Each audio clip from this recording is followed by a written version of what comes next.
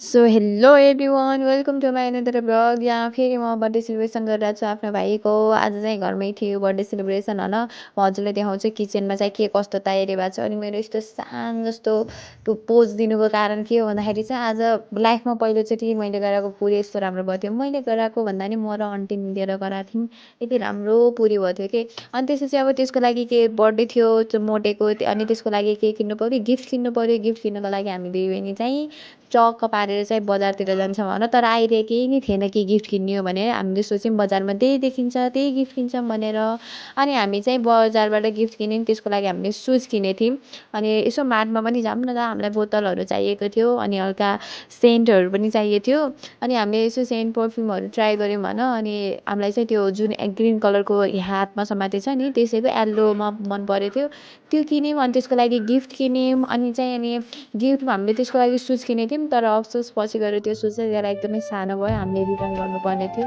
अब जसको भ्लग हजुरलाई फेरि पनि आउँछ। अनि म घर पुगिसकेपछि चाहिँ तिनीहरूले चाहिँ केकहरू चाहिँ ल्याइसकेको रहेछ भने।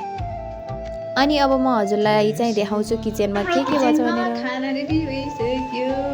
यो चाहिँ नउसिन्छ भनेर है यो बाहिर राखेको छु खुल्लामा राखेपछि। यो चाहिँ भर्खर रेडी भएको यो राजमा। अनि यहाँ जुन सुक्खा रोटी खान्छ सुक्खा रोटी भयो। अनि यहाँ चाहिँ मासु छ। यहाँ अचार हो के हो, अचार। अनि यहाँ चाहिँ पुरी छ। बर्थडे मनाउन आएका ग्याङहरू यही हो बर्थडे भाइ सँग। Happy birthday thank you. त्यतै हिँड्दै आएको छु भन्नुहुन्छ। अनि हामी चाहिँ त्यसको बर्थडेको लागि चाहिँ बलुन फुलाइरहेको थियौँ। धेरै बलुन फुलाएनौँ, जति फुलाएको थियौँ थोरै मतलब सबैलाई एक एकवटा पुग्ने गरी गराएको थियौँ। किनकि डेकोरेसनको लागि हामीलाई धेरै चाहिएको थिएन, किनकि ठुलो डेकोरेट गर्न लाएको थिएनौँ हामीले। अनि सबैलाई एक एकवटा हातमा दियौँ। अनि त्यसपछि अनि मैले चाहिँ अङ्कललाई भनेको थिएँ एउटा मात्रै किन ल्याएको भनेर, तर दुईवटा भन्नुभएको रहेछ, अर्डरमा चाहिँ एउटा मात्र गएको रहेछ। अनि त्यसपछि अनि केक काट्ने पालि आयो। अनि उसलाई चाहिँ भनिरहेको थियो सिटमा बस्छ भनेर, किनकि हाम्रो घरको मेन गेस्टहरू पनि आइसक्नु भएको थियो, ड्याडी र ठुल्याडीहरू। अनि उहाँहरू आइसकेपछि चाहिँ अनि केही नै थियो र अनि सबै लागेर चाहिँ हामीले त्यसको बर्थडे स्टार्ट गऱ्यौँ। एकदमै राम्रो बर्थडे भएको थियो होइन त्यसको।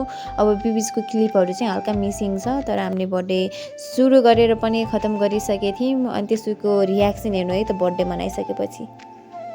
बर्थडे बोयको बर्थडे भइसकेको छ यहाँ। अनि यो चाहिँ यस्तो देखिरहेको छ। हाई गर न, हाई। बर्थडे कस्तो भयो? सङ्गमको कस्तो भयो? राम्रो भयो? पैसा कति पायो सङ्गमले? धेरै पायो पैसा। यसलाई पैसाको मात्र मतलब छ। बर्थडे गयो पहाडमा जसले पनि टिका लगाइदिरहेको थियो भनेर चाहिँ पैसाकै। राम्रो भयो नि जोस् तेरो बर्थडे? राम्रो भयो? बाई गरिदेऊ। बाई। आजलाई यति नै गाइस, बाई।